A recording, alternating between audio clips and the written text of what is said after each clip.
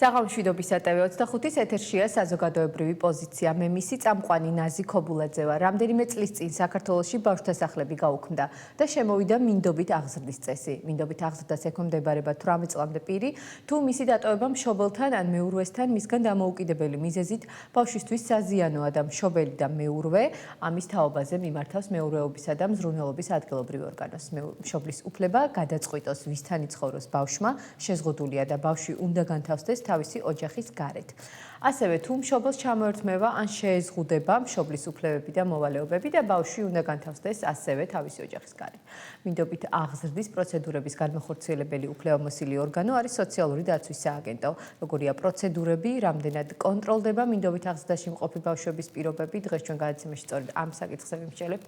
სტუდიაში არიან აჭარის სოციალური დაცვის სააგენტოს უფროსი სოციალური მუშაკი ნინო ცეცხლაძე, აჭარის ჯანდაცვის მინისტრის მოადგილე ნინო ნიჟარაძე და ორგანიზაცია იალქანის დამფუძნებელი თიკო აბაშიძე. მოგესალმებით. მადლობა გადაცემაში მონაწილეობისთვის. ნინო ცეცხლაძესთან საუბრით დავიწყებ გადაცემით. ქალბატონ ნინო, მოგესალმებით. მადლობა რომ მონაწილეობთ ჩვენს გადაცემაში. პირველ რიგში ვისაუბროთ პროცედურებზე. რატომ ხდება ბავშვების მშობლებით მინდობით აღზრდაში გადაცემა? და რას ნიშნავს ეს რომ განმარტოთ? მოგესალმებით, მივესალმები მაყურებლებს. მნიშვნელოვანია ის, რომ ჩვენ არასოდეს მინდა უთხრა ჩვენს მაყურებელს არ გამოყვას ბავშვები ოჯახიდან სიღარიბის გამო. იმიტომ რომ ჩვენ ვცდილობთ და ვიყენებთ ყველა სერვისს და ყველა რესურსს, რომ გავაძლიეროთ ოჯახი. და ვაკვირდებით ოჯახს. როდესაც უკვე ვხედავთ, რომ არის უკვე უგულვებელყოფა და მიუხედავად ოჯახის გაძლიერებისა მშობლები არ ზრუნავენ ბავშვებზე და არის საფრთხე, მხოლოდ იმ შემთხვევაში ჩვენ იძულებული ხდებით დავიცვათ ბავშვის უფლება და გამოვიყვანოთ ისინი ოჯახიდან. ქალბატონ ნინო, რას ნიშნავს ოჯახის გაძლიერება? ანუ როგორ ეხმარებით ამ ოჯახებს იმისთვის, რომ მათ შეინარჩუნონ ერთობა და ბავშვები იზრდებოდნენ საკუთარ ოჯახებში? პირველ რიგში ხა სახელმწიფო პროგრამებზე ვისაუბრებ. ჩვენ გვაქვს ბავშვენ ოჯახების კრიზისული პროგრამა. მწვავე კრიზისი, როდესაც არის, თქვათ, ვაგზავნით თბილისში და დახმარება ჩამოდის. კრიზისულ დახმარებაში შედის, თქვათ, სურსათი, რამდენი ოჯახის წევრია იმდენიც 100 ლარის ოდენობით, ასევე, თქვათ, საწოლი, ასევე მაცივარი, სარეცხი მანქანა. მაცივარი აუცილებელია, რომ თქვათ, რასაც მოამზადებს ოჯახი ბავშვებისთვის, თქვათ, საკვები არ გაფუჭდეს და ბავშვებმა მიიღოს ჯანსაღი საკვები. სარეცხი მანქანა აუცილებელია, რომ დრო დარჩეს ბავშვების მოვლისთვის. ეს არის სახელმწიფო პროგრამა, ერთ-ერთი ყველაზე მნიშვნელოვანი. ასევე ვიყენებთ ჩვენ არასამთავრობო ორგანიზაცია იალქანის დახმარებას, ქალბატონ თიკო აბაშიძის. ასევე არის, მინდა გითხრათ, ჩვენი მეგობრები კაზინოში მუშაობენ გოგოები, არის ძალიან ძლიერი ჯგუფი, რომელიც ყოველთვიურად 2-3 ოჯახს ეხმარება და ამასაც ვიყენებთ. და კიდე არის ადამიანი, ეს არის სამშენებლო ფირმა და ის ფირმა ჩვენ ლაშა ახალაია გვეხმარება ყოველთვიურად და მინდა გითხრათ, რომ ყოველთვიურად 1000 და 1500 ლარით გადაუდებლად ჩვენ ვეხმარებით ოჯახებს, რომ შევინარჩუნოთ ბავშვები ოჯახში. მადლობა, ქალბატონ ნინო, დაგიბრუნდებით აუცილებლად პროცედურებზე და შემდეგ მონიტორინგზე ამ მინდობით აღზრდაში გადაცემულ ბავშვებთან დაკავშირებით. თიკო, კიდევ ერთხელ მოგესალმებით, გილოცავთ დღევანდელ სიახლეს. მალე აჭარაში იქნება კრიზისული ცენტრი და თიკო უმასპინძლებს 10 ბავშვს. უკვე მათ ექნებათ ღამის გასათევი და ასე შემდეგ. ეს ძალიან სასიამოვნო ამბავია და ის, რაზეც ქალბატონმა ნინომ ახლა ისაუბრა, აღმოჩნდა, რომ არის საბჭოება რჩება, რომ სახელმწიფოზე მეტ როლს და დახმარებას ამ ბავშვებს უწევს სამოქალაქო სექტორი. თქვენ, ადამიანები, რომლებიც სადღაც მუშაობენ და ბიზნეს სექტორი და კეთილნებას იჩენენ და არა ვთქვათ ეს სახელმწიფოებრივად პასუხისმგებელი ორგანიზაციები. სამწუხაროდ ვერ ვიტყვით, რომ ძლიერი ვართ ამ კუთხით სახელმწიფო სერვისებით და არის შესაბამისი პასუხისმგებლობა აღებული ამ კუთხით, რადგან ჩვენ დღეს უამრავ ოჯახზე გვჭირდება რესურსის გამოყოფა, საკუთარი რესურსების ჩართვა. არიან ოჯახები, რომლებიც საერთოდ ყველა კრიზისულში ყავს სოციალურ სამსახურს ჩართული ყველა სახელმწიფო პროგრამაში, მაგრამ მაინც სჭირდებათ გაძლიერება, რადგან ვერ ინარჩუნებენ იმ გრადობას, რაც საჭიროა. თუ აი აუცილებლობა ხშირ შემთხვევაში დგება, მე ვეთანხმები ვიმეორები ქალბატონ ნინოს, რომ ძალიან იშვიათ შემთხვევაში აჭარაში სხვა რეგიონებიდან განსხვავებით ხდება ბავშვების ოჯახი მინდობით აღზრდაში გაყვანა და რეალურად ეს არის ზუსტად იმ სამოქალაქო სექტორის ძალიან ძლიერი მხარდაჭერა, ზუსტად იმ სოციალური სერვისებით, რასაც სახელმწიფო სამწუხაროდ ჯერჯერობით ვერ პასუხობს. აუცილებელია, რადგან ის მწირი რესურსი, რაც აქვს ამ ეტაპზე სახელმწიფოს, ვერანაირად ვერ აკმაყოფილებს ამ ოჯახებს. ქალბატონ ნინო, მოვედით სახელმწიფომდეც. კრიზისული ცენტრის პრობლემა აჭარაში იდგა, პრინციპში დღემდე დგას, იმიტომ რომ თიკოს ჯერჯერობით არ გადასცემია ფარდი და 10 ბავშვის დაკმაყოფილებაც ალბათ რეგიონს ვერ მოიცავს. სახელმწიფო რითი ეხმარება ბავშვებს, რომლების მშობლებიც ვერ უზრუნველყოფენ მათ სრულფასოვან რჩენას და იძულებული არიან, რომ მინდობით აღზრდაში წავიდნენ ეს ბავშვები. ნინო ნიჟარაძე, ქალბატონ ნინო და დაგიბრუნდებით აუცილებლად. მოგესალმებით.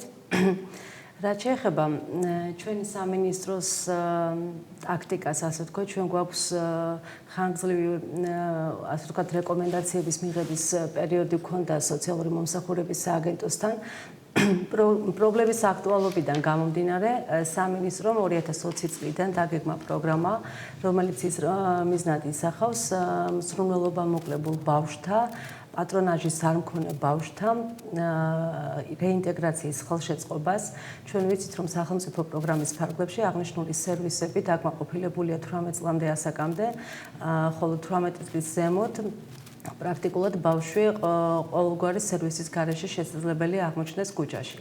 აღნიშნული მაგრამ 18 წლამდეც ეს ბავშვები არ არიან პრინციპში უზრუნველყოფილი, ვერ დავარქმევთ რომ უზრუნველყოფილია. მინდა გითხრათ, რომ აი ჩვენ როდესაც გვქონდა ამ თემაზე საუბარი, ამ ეტაპისთვის არსებული პრობლემები განსაკუთრებით მძაფრად უფრო თავს იჩენდა 18 წლის ზემოთ, ვინაიდან ამ პერიოდისთვის უკვე არანაირი სერვისის მიწოდების საშუალება არ იყო.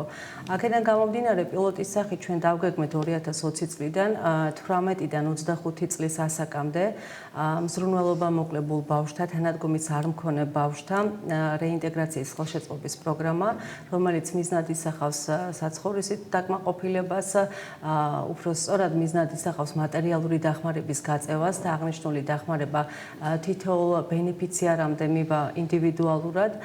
ეს მოხდება აუცილებლად სოციალური მუშაკის დასკვნის საფუძველზე და შესაბამისად ამ თანხების განკარგვის მიზნობრიობაც მეტნაკლებად მოხდება ვიზირება მოხდება მათ მიერ.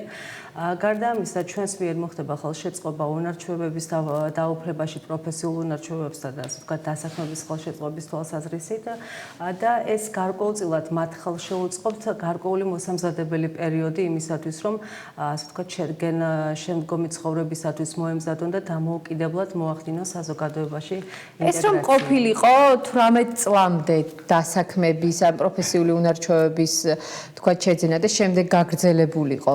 შესაძლებელია რომ აი 18 წლის უკვე ზრდასრული ადამიანები არ დარჩენილიყვნენ ესე ანაბარად ბედის. 18 წლამდე ასაკის აღნიშნულ ბავშვთა პატრონაჟი სახელმწიფო პროგრამის ფარგლებში იფარება, ანუ უფრო ამ ეტაპზე ასე ვთქვათ სერიოზულ პრობლემას წარმოადგენს, პრაქტიკულად არანაირი სერვისის მიწოდება არ ხდება 18-დან 25 წლის ასაკამდე. ჩვენ რა თქმა უნდა ამ ეტაპისთვის დავიწყეთ ეს დეფიციტური პერიოდი და არ გამოვრიცხავთ რა თქმა უნდა და ვფიქრობთ მუდმივად რომ გავაფართოვოთ ჩვენი ასე ვთქვათ დაფინანსების ქსელი და შესაძლებელია ეს იყოს მომდევნო წლისათვის 18 წლამდე პერიოდიც, მაგრამ როგორც მოგახსენეთ ამ პერიოდისათვის ყველაზე დეფიციტური არის ის, როდესაც აცრულებს სახელმწიფო პროგრამა თავისი სერვისის მიწოდებას 18-დან 25 წლამდე პირი, რომელსაც არანაირი თანადგომის ქსელი არ გააჩნია და არანაირი მატერიალური საშუალება იმისათვის, რომ დამოუკიდებელ ცხოვრებას შეუდგეს. აქედან გამომდინარე ჩვენ დასაწყისისთვის ეს დავგეგმეთ 10 ბენეფიციარისათვის და რა თქმა უნდა თუ კი მოთხოვნა იქნება უფრო მეტი ვიქნებით მორგებული შესაბამის მოთხოვნაზე და რა თქმა უნდა პერიოდულად ისევ მივიღებთ რეკომენდაციებს სოციალური მუშაკებისაგან, სოციალური მომსახურების სააგენტოსაგან და თუ კი იქნება ამისი წინაპირობა, რა თქმა უნდა მოხდება როგორც ასაკის გაფართოვებაც საჭიროებიდან გამომდინარე, ასევე ბენეფიციართა რაოდენობის გაზრდაც. მადლობა, ქალბატონ ნინო ცეცხლაძე, მაშინ ასე ვიტყვი. როგორ ხდება ოჯახის შერჩევა? ვისაც მინდობით აღზრდაში მიყავს ბავშვი და შემდეგ მონიტორინგი იმისა, რა პირობებში არიან ეს ბავშვები, თანხა რაც გამოყოფილია მინდობით აღზრდაში ბავშვისთვის, რამდენად მიზანშეწონილად იხარჯება და ასე შემდეგ. მინდობით აღზრდაში მინდა გითხრათ უკვე არის სტანდარტი, რომ მიმღები მშობელი, როდესაც მოდის და წერს განცხადებას, არის კრიტერიუმი, აუცილებლად მიმღებ მშობელს ოჯახს, სანამ მიმღები ეს გახდებოდა კანდიდატი ოჯახი ქვია, უნდა კონდეს 100,000-ზე მეტი ქულა, აუცილებლად უნდა წარმოადგინოს დოკუმენტაცია, რო არ არის ნასამართლოები ჯანმრთელობის შესახებ უნდა კონდეს, მსჯავრდებლობის შესახებ უნდა კონდეს და შემდეგ უკვე აუცილებლად უნდა გაიაროს ტრენინგი, როგორც შეზღუდული შესაძლებლობის ბავშვების, ასევე ჯანმრთელ ბავშვებთან მიმართებაში. მხოლოდ ამის შემდეგ უკვე როდესაც ორივე მშობელი გადის ტრენინგებს? კი, არა. მშობელი შეუძლია, შეზღუდვა არ არის, თუ კი უნდა რომ გაიაროს მეუღლეებმა შეზღუდვა არ არის, აქვს უფლება, ეს მინდა გითხრათ არის უფასო და შეუძლია ანუ სავალდებულო ეს ტრენინგი მშვილებელი დედისთვის და მამისთვის არ არის? მშობლისთვის სავალდებულოა, დღეისთვის ვერც ერთი მიმღები მშობელი მშობელის თუ არ არის დატრენინგებული და სერტიფიცირებული ბავშვს ვერ აიყვანს. დედაც და მამაც ამას გულისხმობ? არა, შეუძლია იყოს მხოლოდ ვისთანაც არის ხელშეკრულება გაფორმებული. ძირითადად ეს არის ქალბატონები, ოჯახის ქალბატონები და ყავს ისეთი, რომელსაც დარეგისტრირდა, შესაძლოა ერთია ესეთი შემთხვევა, როდესაც ცოლ-ქმარი დარეგისტრირდა და ორთავემ გაიარა ტრენინგი. ხო, არ ვიცი რა მამასთან დაკავშირებით რატომ არ არის იგივე მოთხოვნები? შეზღუდვა არ არის, მოთხოვნა არ არის ნამდვილად. მონიტორინგი მინდა გითხრათ, რომ ესეც არის, რომ არის ფორმა, რომელთაც ჩვენ ვითხოვთ, რომ ყველა ოჯახის წევრი სრულწლოვანი აწერს ხელს, რომ თანახმა არის, რომ მათ ოჯახში განთავსდეს ბავშვები. ამიტომ ესე იგი ესეც შეთანხმებულია ოჯახის წევრებთან და ნუ ძირითადად ჯერჯერობით აი ასეთი ტენდენცია გვაქვს, რომ ქალბატონები მოდიან და ალბათ იმედოვნებ, რომ იქნება ესეთი სურვილით, რომ მამაკაცებიც მოვლენ. არა, მე პირადად ვფიქრობ, რომ მამაკაცებსაც აუცილებლად სჭირდებათ. თიკო, პრობლემები, რომლებიც მინდობით აღზრდას უკავშირდება, იმიტომ რომ როგორც მშობელზე იმ ადამიანზე, ვისაც მიჰყავს მინდობით აღზრდაში, არის რაღაც კრიტერიუმები და მოთხოვნები, ალბათ მათაც აქვთ გარკვეული კრიტერიუმები და ყველა ბავშვის ოჯახში წაყვანაზე არ არიან თანახმა. რაოდენი უხერხულიც არ უნდა იყოს ამაზე საუბარი და რატომ და რომელი ბავშვები რჩებიან ქუჩაში? საკუთარი და მინდობითი ოჯახების გარეშე. სამწუხაროდ გვიწევს ამაზე ხმამაღლა საუბარი, რომ მინდობითი ოჯახები, რაც რომ უნდა გადატრენინგებული და დამზადებულები იყვნენ, არ არიან მზად ყველა ბავშვთან იმუშაონ. ახლა დამეთანხმება ქალბატონი ნინო, რომ არის მსგავსი შემთხვევებიც, როცა მიმღები ოჯახი უარს აცხადებს ბავშვის წაყვანაზე. ეს არ არის ახლა ჩამოთვლილი ამ წუთას ისეთი კრიტერიუმები, რომ თქვათ კონკრეტულად ამ შემთხვევაში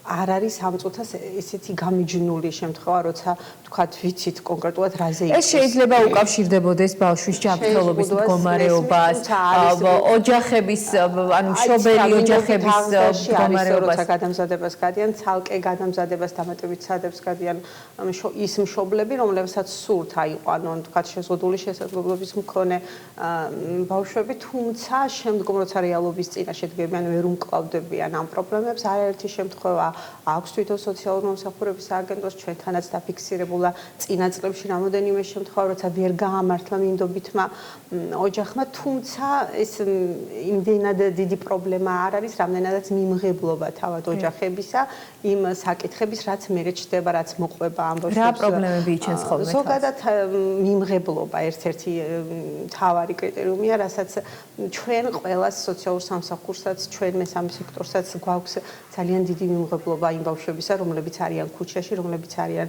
ოჯახიდან გარკვეული უგულებელყოფილები და ვიცით რა შეიძლება შევთავაზოთ, რა სჭირდება. სამწუხაროდ შესაბამისი ცოდნა ამ ეტაპზე ყველა მიმღებ ოჯახს არ აქვს, რომ ეს ბავშვები მიიღონ ისეთები, შეიყვარონ როგორებიც არიან და მისცენ შესაბამისი ზრუნვა. თუმცა საბედნიეროდ ამართლებს ხშირ შემთხვევაში ყველა მინდობითი ოჯახები, ზოგი ისეთი იშვიათი შემთხვევებიც გვიფიქსირდება, როცა ბავშვი თვითონ ამბობს უარს ჩვენი მუშაობის პრაქტიკაში, რომ არ უნდა აღარ სურს გაგრძელება იმ მიმღებ ოჯახში ყოფნა, არ უნდა ხშირ შემთხვევაში მიმღები ოჯახი ამბობს უარს მაგრამ რეალობაში და სად მიდიან შემდეგ ეს ბავშვები? ოჯახებში ბრუნდებიან. ბავშვის ოჯახიდან გამოყვანა ზერთად სოციალური სამსახურის პრეროგატივა მათ გამოყავთ და ფაქტიურად მათი დაქვემდებარებაში ხდება ყველა ის ნაბიჯი რაც არასრულწლოვანს და მოზარდის კეთილდღეობას ეხება. უმეტესობა მაინც ალბათ თქვენთან მოდის ბოლოს.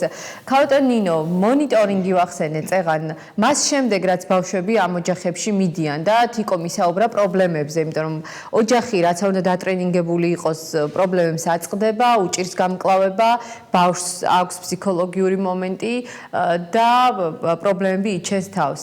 რა ხდება თქვენ როგორ თანამონაწილეობთ ამ ყველაფერში? მიღები მშობლები აჭარაში მინდა გითხრათ, რომ ძალიან გაამართლა, ძალიან.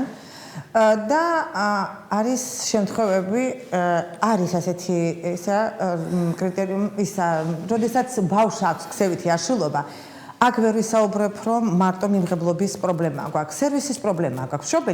მშობელი მინდა გითხრათ დღეს შეზღუდული შესაძლებლობის ბავშვისთვის და ასევე სპეციალური საჭიროების ბავშვისთვის სახელმწიფო თვეში იხდის 900 ლარს. და იმაზე მეც ვიდრე 900 ლარს თვეში უხდის ამ ბავშვებს. აქვს თუ არა სტატუსი თუ არა სპეციალური საჭიროების, მაგრამ ამასთან ერთად მინდა გითხრათ, რომ ახლა მშობელს ვეთანხმებით იყოს იმას ბევრი, მაგრამ აქ შეგვიძლია ჩვენ ვიმუშაოთ სერიოზულად მიმღებთან და ეს თქვათ დრო დავხარჯოთ ამაზე, გარდა ტრეინინგისა, იმიტომა სოციალური მუშაკი, მაგრამ როდესაც ქცევითი აშლილობით ბავშვი შედის ან ფსიქიკური ჯანმრთელობის მქონე ბავშვი, შეიძლება მოიძიოთ ასეთი ძლიერი ოჯახებით მიმღებით და ამას რა თქმა უნდა დრო სჭირდება, მაგრამ ამ ოჯახს ამ თანხის გარდა ის რატო ამბობს ვარს მხოლოდ თანხა რო იყოს აქ მნიშვნელოვანი, იმიტომ რომ სერვისი აუცილებელი. აუცილებელია, იმიტომ რომ ფსიქიკური ჯანმრთელობის მქონე ბავშვები ყველა ჩვენ ვალდებული ვართ გადავიყვანოთ თბილისში, იმიტომ რომ ადგილობრივად არ გვაქვს ამ ბავშვებისთვის მომსახურება. ქცევითი აშლილობისთვის არ გვაქვს არანაირი ცენტრი, ჭირდება ოკუპაციური თერაპევტი, ჭირდება ძლიერი პროფესიონალები, ჭირდება კლინიკური ფსიქოლოგები, სერიოზული გამოცდილებით, რომელიც რეაბილიტაციაზე იმუშავებენ. ჩვენ გვყავს ერთი ფსიქოლოგი, რომელიც მუშაობს შეფაზებაზე მხოლოდ, ისიც ძალიან პატარა რესურსია აჭარისთვის, 6 რაიონია, ასე ვთქვათ 5 რაიონი და ბათუმის ცენტრი.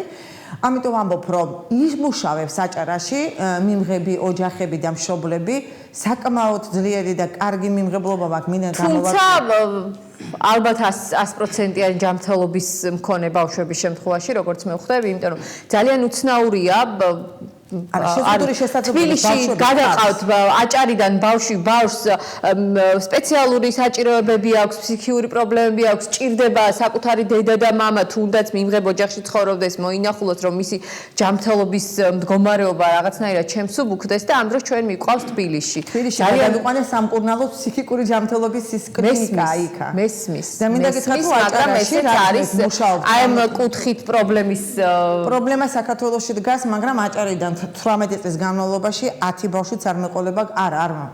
5 ბავშვი იქნება გასული აჭარიდან, აჭარის მაცხოვრებელი. ეს სტატისტიკა აჭარას აქვს. ფსიქიკური ჯანმრთელობის პრობლემის მქონე ადამიანების მომსახურება კიდე ცალკე გადაცემის თემაა. უბრალოდ ჩავმატე, მივდივართ ზუსტად იმ მომენტამდე, როცა თვითონ მიმღებ ოჯახსაც ჭირდება გაძლიერება. ზუსტად ვიცი, რამოდენიმე ოჯახი, რომელთანაც გვიმუშავია ჩვენ ერთად, მე და სოციალურ სამსახურის აგენტებს და ვფიქრობ, მნიშვნელოვანია ამ დროს ხელი შეუწყოთ და დავეხმაროთ სახელმწიფო სერვისებით მიმღებ ოჯახებს, რადგან ფსიქიკური ჯანმრთელობის მქონე ბავშვებს მართლა სჭირდება ძალიან სერიოზული მხარდაჭერა, მოვლა, შესაბამისი სერვისებში ჩართვა და მიმღებ ოჯახებს არ აქვს, რაც უნდა დიდი იყოს ეს თანხა, რომელსაც სახელმწიფო მათ უხდის. ვერანაირად ვერ შეძლებს, რომ თვეში 2-ჯერ ან 3-ჯერ განათავსოს ბავშვი თბილისში წაიყვანოს, ეს გზის ხარჯები დაფაროს, იქ დაელოდოს და იცხოვროს, იმიტომ რომ ასე თუ ისე ვითარდებათ მიჯაჭვულობა იმ ოჯახებთან, თავის მომლელებთან ამ ბავშვებს და რეალურად სჭირდებათ მათი სისტემატიური ნახვა, ან ვერ უძლებენ ისინი მშობლების გარეშე, შეუძლებელია 900 ლარში ჩაატიო ყველა ეს სერვისი, ეს თერაპიები, ყველაფერი, რაც ამ ბავშვებს სჭირდება, ამიტომ რეალურად ვართ ამ დროისთვის ჩიხში ამ კუთხით. ეს არ არის ის მორგებული სერვისი, რაც ამ ბავშვებს სჭირდებათ, ფსიქიკური ჯანმრთელობის მქონე ბავშვებს გულისხმობ. ქალბატონ ნინო, პრობლემა, ძალიან დიდი პრობლემა, მე ასე ვფიქრობ და პრინციპში თიკომ ამაზე ისაუბრა. ის რომ ბავშვს ესაჭიროება სპეციალური მოვლა, ის რომ ფსიქიკური პრობლემები აქვს და ამ პრობლემებს ემატება ისეც რომ ვერ მკურნალობთ რეგიონში და ვუშვებთ შორს. 900 ლარი თუ შეიძლება მივცეთ მინდობ ოჯახს. რატომ არ შეიძლება რომ საკუთარ ოჯახში დავეხმაროთ ან რაღაც სხვა სერვისებით ის რომ ეს ბავშვები ყველაფერს მოწყვეტილები არ გავაგზავნოთ დედაქალაქში, მანამ სანამ საქართველოში მოგვარდება ეს პრობლემა და ფსიქიკური ჯანმრთელობის ცენტრები თუ რაც ქვია, არ იქნება ეს პრობლემა მოგვარებული.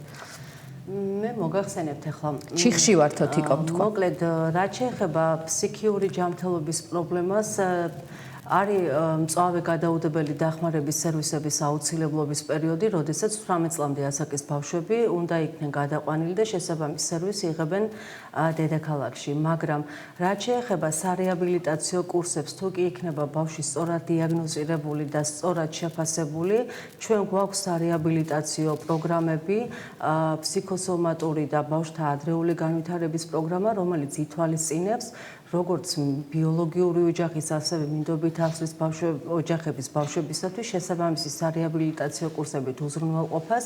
რამდენი ბავშვი სარგებლობს ბავშვთა რაოდენობა წლიდან წლამდე არის მზარდი და სადღაც ყველაზე ცოტა 400 ბავშვი მაინც სარგებლობს აღნიშნული სერვისით და აქ გათვალისწინებულია როგორც ფსიქიური აშლობის, ასევე გონებრივი ჩამორჩენილობა და სხვადასხვა ფიზიკური თუ გონებრივი განვითარების შეზღუდვის შესაბამისი ნოზოლოგიები.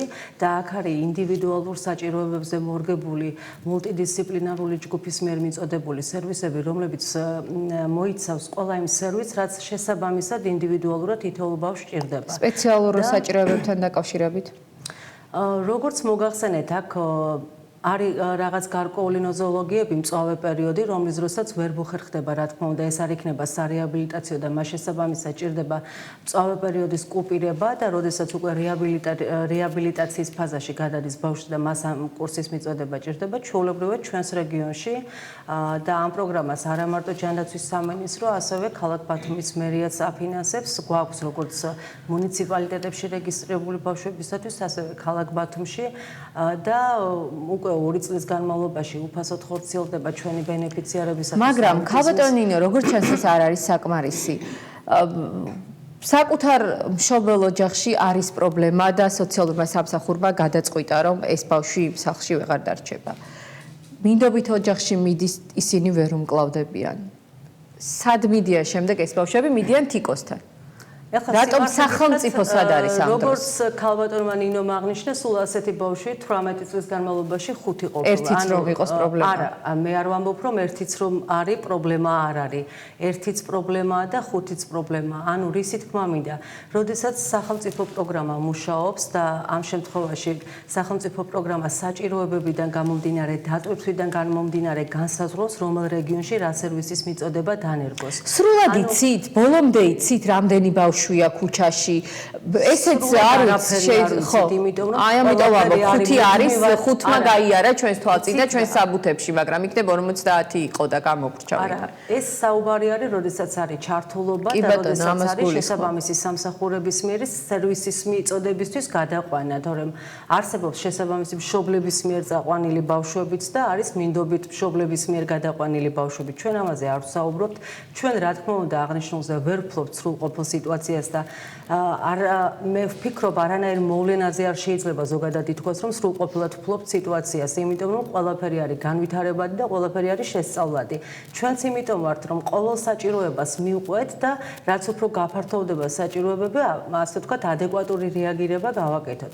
აქედან გამომდინარე, სახელმწიფო პროგრამა ორიენტირებულია დატვირთვის გათვალისწინებით, განსაზღვროს რომელ რეგიონში რა სერვისის მიწოდება უნდა დაინერგოს და რა თქმა უნდა, ჩვენ დამატებითი რგოლი კიდევ ვახდენთ იმ სერვისების შევსებას, რისი დეფიციტიც დგას. როგორც გითხარით, სარეაბილიტაციო კუთხით ეს დეფიციტები ნამდვილად იდგა და ჩვენ ამ დეფიციტის აღმოსაფრულად ჩვენ გვაქვს ეს პროგრამები უკვე წლების განმავლობაში ხორციელდება, მაგრამ რაც შეეხება აი ამ მწვავე პერიოდის კუპირებას, ამაზეც მიდის ფიქრი და საუბარი და შესაბამისი ორგანიზაცია, ვიც არის სერვისის მიმწოდებელი, ის დაინტერესებულია, რა თქმა უნდა, რომ ეს სერვისი რატომ ვერ ხვდება ეს პრობლემები სახელმწიფოს პრიორიტეტთა ნუსხაში და რატომ ვართ რაღაც დონორი ორგანიზაციების და არასამთავრობო ორგანიზაციების იმედად. მე ვერ დაგეთანხმებით. კრიზისული ცენტრი არ გვაქვს რეგიონში, ქალბატონი ნინო. ჩვენ აი მაგალითად კიდევ ახალი პროგრამა გვაქვს მომავალი წლიდან, რომელიც არა ბავშვებზე იქნება ორიენტირებული, მაგრამ ეს იქნება ისევ თავშესაფრით უზრუნველყოფის პროგრამა 18 წლის დასაკისათვის ფსიქიური აშლილობის მქონე პირთათვის, რომლებიც იქნებიან არამწვავე ფაზაში, არამედ რემისიის ფაზაში და შესაბამისი სარეაბილიტაციო ღონისძიებების საჭიროება იქნება მათთვის და აქაც იქნება ისევ იმ სერვისების მიწოდება და ისევ ინდივიდუალური საჭიროებების და საცხოვრისით უზრუნველყოფა და საყოფაცხოვრებო პირობებით დაკმაყოფილება, რაც სხვა თავშესაფრების დაკმაყოფილების შემთხვევაში გვაქვს. და ეს დგას და პრიორიტეტი არის სახელმწიფოს მხრიდან და ამიტომ ექცევა, ასე ვთქვათ, ამიტომ საუბრობთ ამდენს და მუდმივად ვიღებთ რეკომენდაციებს და მუდმივად ვფიქრობთ თუ როგორ შეიძლება უფრო მეტად გავფართოვდეთ და დავაკმაყოფილოთ აღნიშნული მოთხოვნები. ქალბატონი ნინო, თქვენ მინდა გკითხოთ რა საჭიროებებია ამ კუთხით, იმიტომ რომ აქ წლების განმავლობაში გვესმოდა ის, რომ თქვა ფსიქოლოგების ნაკლებობა იყო, ადამიანური რესურსის ჯანდაცვის სამინისტროს წარმომადგენელიც აღიარებს, რომ ყველა შესწავლა ფაქტობრივად ვერ ხერხდება და ადამიანური რესურსის პრობლემაც სოციალურ სააგენტოში რეალურად დგას, იდგა ყოველ შემთხვევაში თუ ბოლო პერიოდში რამე არ შეიცვალა. რა გჭირდებათ იმისთვის, რომ აი ეს პრობლემები, რაც მინდობით აღზრდას უკავშირდება, იყოს მინიმუმამდე დაყვანილი? სერვისები. მე ვიტყვი, რომ ადრეული განვითარების პროგრამა არსებობს და სხვადასხვა საჭარას აქვს ძალიან ძლიერი, მაგრამ ეს არის 0-დან 7 წლამდე და დროული ჩართვა როცა ხდება, რა თქმა უნდა, სერიოზულ შედეგს ვაღწევთ. რეაბილიტაცია, აბილიტაცია სჭირდება შეზღუდული შესაძლებლობის სტატუსი, რასაც ადრეულს არ ჭირდება და 7-დან 18 წლამდე არის. მაგრამ მინდა გითხრათ ისევ, მე დღესაც მაქვს პრობლემა 13, 14, 15, 16 წლის ბავშვების, გოგონების და ბიჭების, რომელსაც აქვს ქუჩაში ცხოვრების გამოცდილება, რომელიც მე გადავიყვანე მინდობით აღზრდაში და არა მარტო ის, რომ მიმღებს არ აქვს უნარჩვევა, ჩვენ ვდგავართ, თქვათ, ფეხზე დავეხმაროთ და გავაძლიეროთ, მე მჭირდება, მე არა. რეგიონს მჭირდება ცენტრი, სადაც იმუშავებენ ბავშვებთან ქცევითი აშლილობით, რომელსაც სტატუსი არ უდგინდება, რომელსაც ფსიქიატრიული განყოფილების უფროსი მეუბნება, რომ ეს არ არის ჩვენი პაციენტი. ამიტომ აუცილებელია იმ შემთხვევაში უკვე იმუშავებს მიმღები, იმიტომ რომ გადაიყვან სერვისში, ასევე როდესაც მწვავი არის ფსიქიკური ჯანმრთელობის პრობლემა ბავშვის, თანხას იხდის უპრობლემოდ მიმღები. საქმე ამაში არ არის, ოღონდ მართლა.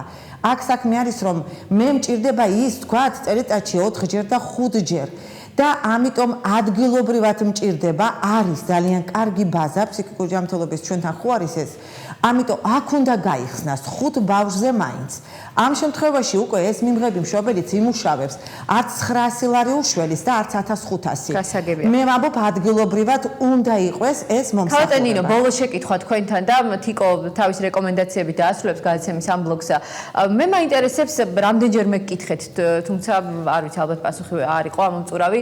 კონტროლი რამდენად ხდება? რამდენხანში ერთხელ ამოწმებს სოციალური მუშაკი იმას მინდობით აღზრდაში მყოფი ბავშვი როგორ პირობებშია, ხომ არ გახდა იქ თქვათ შრომითი ტრაფიკინგის მსხვერპლი ან რაღაც მსგავს ხომ არა აქვს ადგილი? რამდენხანში ერთხელ როდესაც შეყვავს თვეში პირველ თვეს აუცილებლად უნდა იყოს 4-ჯერ ვიზიტი, ეს არის გაწერილი, უკვე არის ინსტრუქცია, რომელიც არის ბრძანებით დამტკიცებული, მე ყოველთვიურად მიდის სოციალური მუშაკი.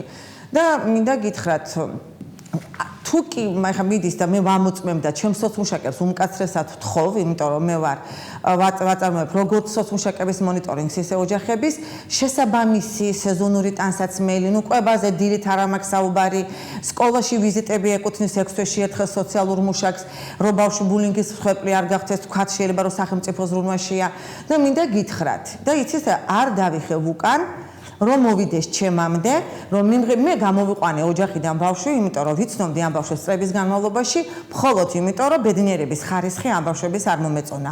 იყვენ ნაჭამი, ნასვამი, ჩაცმული, დახურული, მაგრამ ვერ მოხდა ამ ბავშვების ბედნიერების ხარისხის გაზრდა, რასაც ვითხოვ მიმღები მშობლიდან. იმიტომ რომ ეს ბავშვები უნდა გამოვიდნენ ჯანსაღი და უნდა პირველი არის რომ უნარჩვევა და პროფესია უნდა შეიძინონ და მინდა გითხრათ რაც თქვენ კიდე აღნიშნეთ რომ კოლეჯი უფასო ჩვენი ბავშვებისთვის არის და პროფესიას იღებენ უფასოდ ამ ხრივ ჩვენ ამ სერვისში პრობლემა არ გვაქვს. მადლობა კავტონინო. თიკო, რეკომენდაციები როგორ ფიქრობ იმისთვის რომ რაც შეიძლება ნაკლები ბავშვი იყოს შენს კარს მომდგარი და რაც შეიძლება ნაკლები ბავშვი ვიპოვოთ ქუჩაში, რა უნდა გაკეთდეს? მე დაუბრუნდები წეღანდელ საკითხს, კავტონინო ცეცხაძემ უკვე მოახერხა და ჩამოაყალიბა ის რის თქმაც მინდოდა რეკომენდაციის სახით ფსიქიკური ჯანმრთელობის მქონე ბავშვებთან დაკავშირებით.